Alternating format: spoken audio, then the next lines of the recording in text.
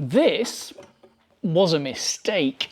In the spirit of keeping it real, I'm going to show you what I have done and the progress I have made, including a secret top tip that I found. Then I'm going to show you where I went wrong and tell you what I'm going to do about it and why it's not a complete disaster, but it is a bit of a pain.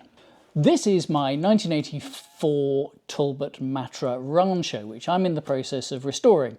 And it's at that difficult stage at the moment where it's got worse before it gets better. In this video, I'm going to start the job of putting replacement metal back in here. You can see that I've already cut out a load of structure around this A-pillar that was really rotten, and I've made a whole series in previous videos of patch panels to go back in. But before I can do any of that and start welding new metal in, I've got to clear out the inside here, which is full of insulation and soundproofing and matting and all of that stuff, which is either going to get in the way and contaminate my welds and make a mess, or worse still, it's going to catch fire.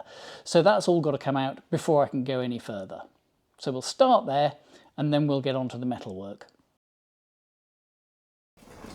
The first thing to come out is this rubber floor mat.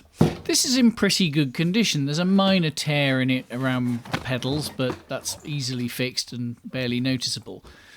I will probably keep it, clean it up and put it back in the car when I'm done, although there is a part of me that is a little bit tempted to replace it with some nice beige carpet, but I'll probably go with the original.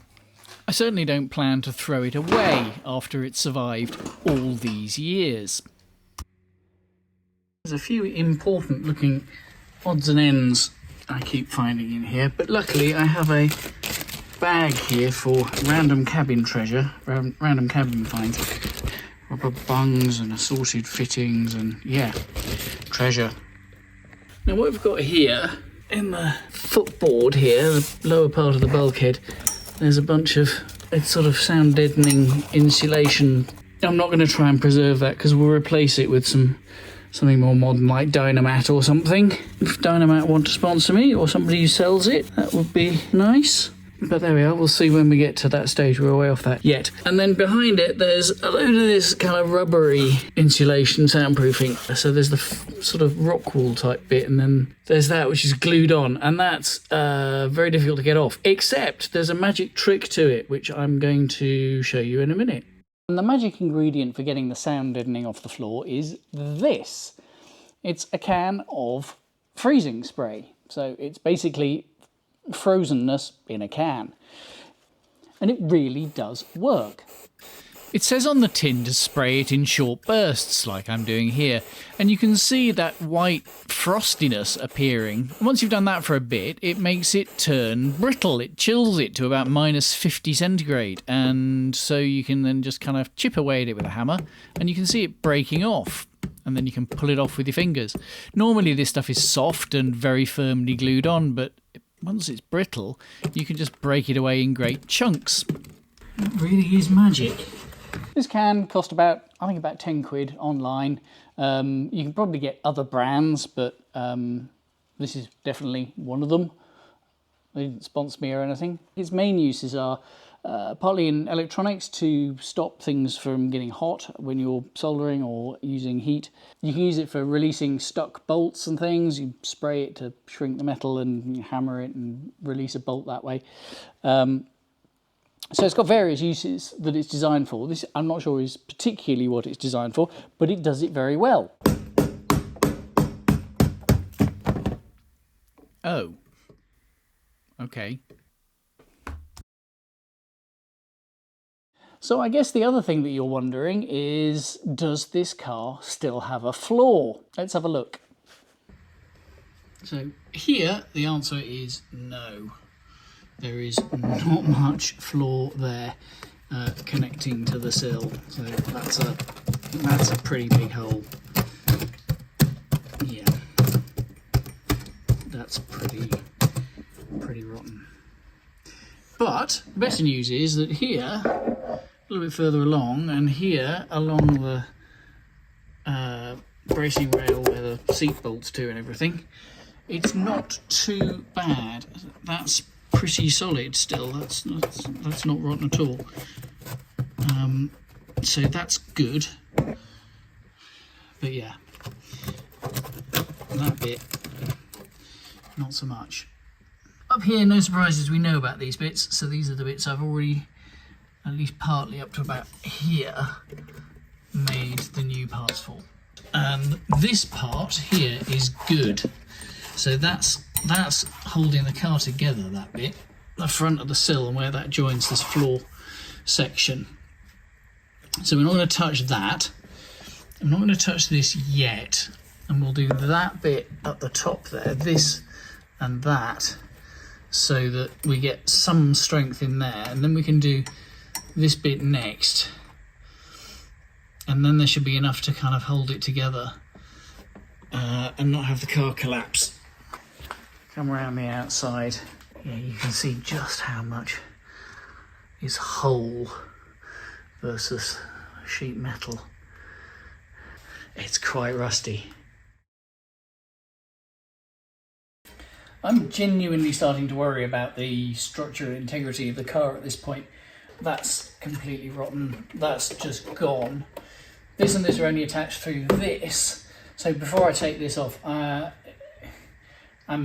just thinking I need more bracing. So I've got one diagonal piece of, this is a nice thick box section, which is keeping that stable. But I'm thinking, I've got some more bits of this. I'm thinking at least a second brace here is going to be a good idea, because I don't want to cut this off and then the car goes like that because there's not enough strength.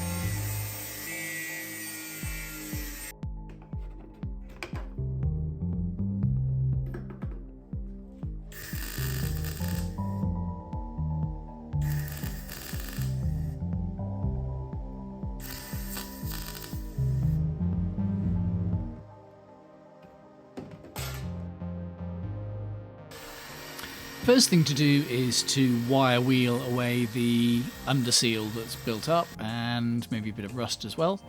And then I can put the panel that I fabricated previously in place and clamp it down. Check that the lower piece as well fits under it and that it's all in the right position. This is a little bit tricky because there's a thickness on the left that I kind of need to somehow allow for, but all I can do really is mark round it and do my best and try and allow for the thickness of the metal I haven't cut away yet. Then it's out with the grinder and actually doing the cutting.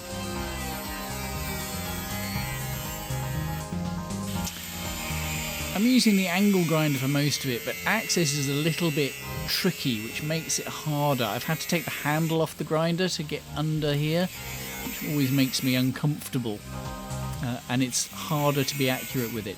The fine stuff that I have to do deeper into the wheel well is left to the Dremel, which is just much easier to see what I'm doing and just safer as well.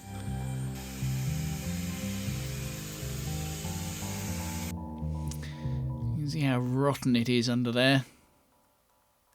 It's all got to go. And this is where I've gone wrong. I've cut that gap way too wide. It's kind of too narrow to weld in a whole separate bit of metal. But there's no need to panic. It's back to the drawing board, or rather, back to the cardboard. By happy if improbable coincidence, this offcut of steel is exactly, and I mean exactly, the right width.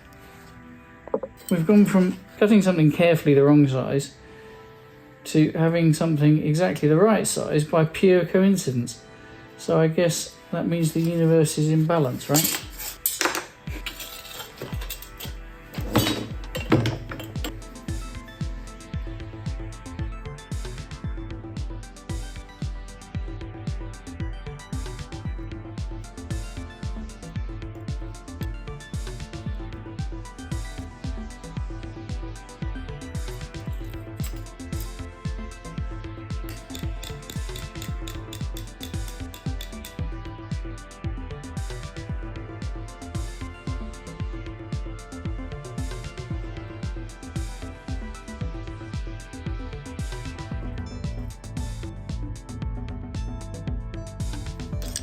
Sharpen that up a bit.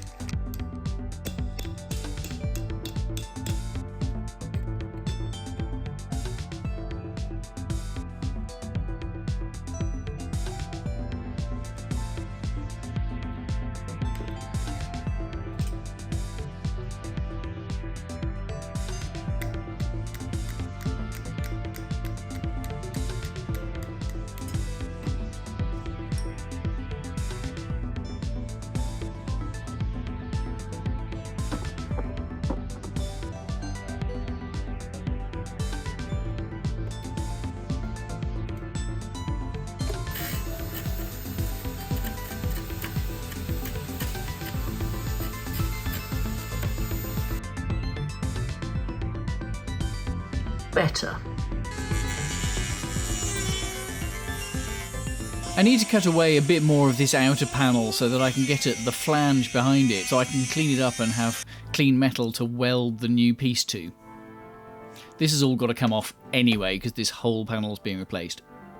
It's rusted inside the seam there. This seam sealer that they use, its purpose seems to be to keep moisture inside the seam so it can rot effectively from the inside out.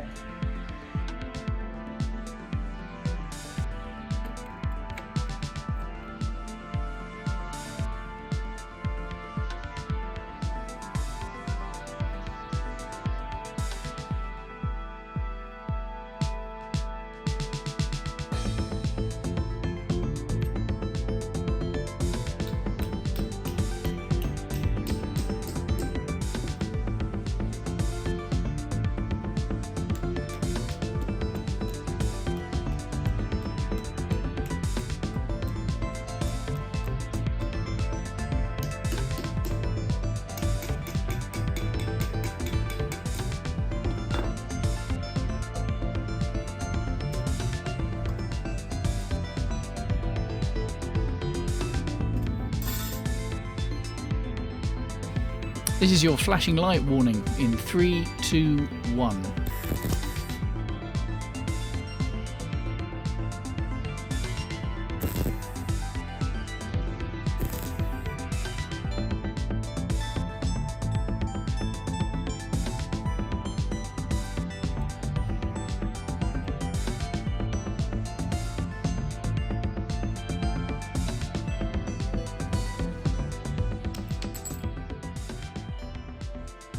Right, I've done a bit of fiddling around off camera just because it's easier, but this is now in the right place, and I've got it fixed down with a couple of magnets. It's absolutely correctly lined up just here at this back edge with this flange and with this piece under here.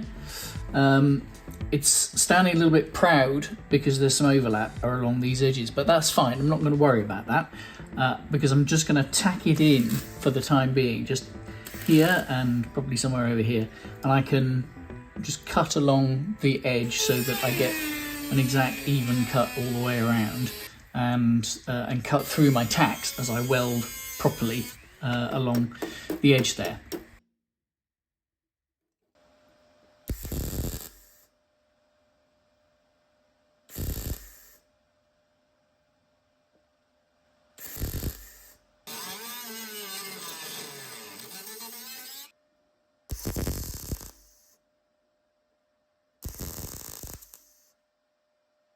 Not perfect. There's a couple of gaps here and there which we'll tidy up, but it's really hard to get in there and see what I'm doing, especially at the angle I'm working at, so that the camera can get in. So I'll do those off camera, I think, but we are getting there.